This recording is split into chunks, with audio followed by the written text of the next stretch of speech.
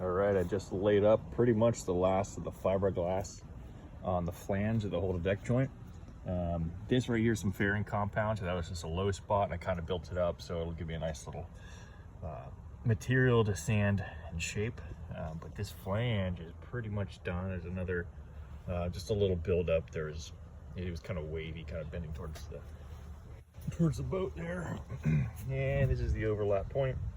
All this has been done except for back here. I'm going to come up a little bit later. I'm going to get some filler up in here, lay up some glass, overbuild this a little bit so I can shape it.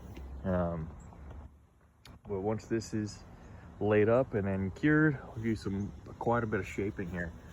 But the whole deck joint and the flange has been a huge time-consuming project, and it is almost done, which is crazy. And I'll be able to get rid of it here, or to move on anyway.